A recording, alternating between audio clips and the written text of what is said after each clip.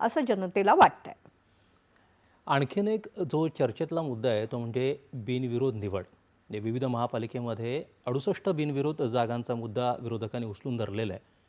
हे लोकशाही विरोधी असल्याचं सांगत मतदारांना किमान नोटा दाबण्याचा अधिकार दिला जावा अशी मागणी काँग्रेसनं केली आहे, तर मनसेनं याविरोधात उच्च न्यायालयात याचिका दाखल केली आहे। या आक्षेपात कितपत तथ्य आहे आणि इतक्या मोठ्या संख्येनं बिनविरोध निवडून येणं पहिल्यांदाच घडतंय का?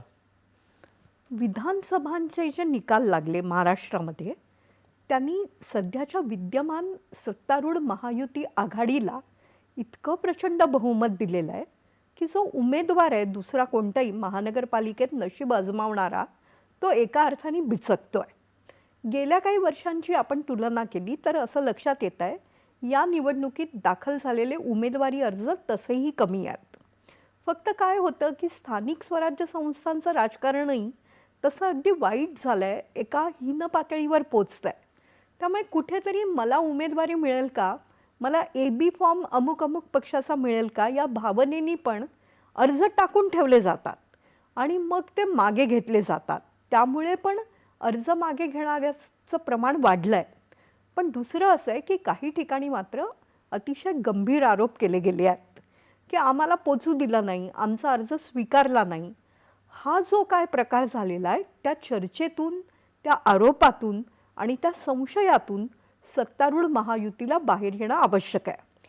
निवडणूक आयोगावर वारंवार आरोप केले जात आहेत गेल्या काही दिवसांपासून। राहुल गांधी काँग्रेस नेते त्यात आघाडीवर आहेत।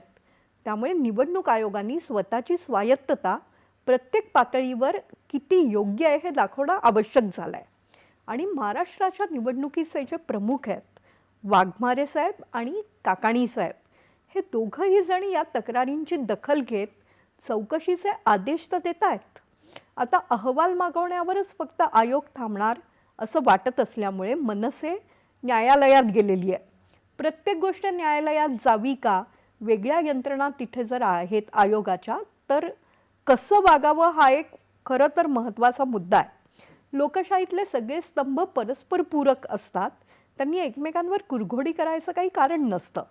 पण महाराष्ट्रात जी राजकीय धुळवळ सुरू आहे 19 नंतर, त्याचा न्याय मागायला मग कधी कोणी कोर्टाचे दरवाजे ठोठावतात, कधी कोणी मोर्चे काढायचा प्रयत्न करतात आणि या सगळ्या चरवित चरवणातून लोकशाही जाते आहे हे एका अर्थाने बरं आहे। पण कोणाला अर्ज भरूच दिले गेले नसतील, त्याबद्दल जर काही दडपशाही झाली असेल तर ते काही योग्य नाही। आपण असं काही केलेलं नाही हे राजकीय पक्षांना जनतेला स्पष्टपणे सांगावं लागेल, आपली बाजू पटवून द्यावी लागेल। विकासजी, देवेंद्र फडणवीसांनी विदर्भामधून आज प्रचाराचा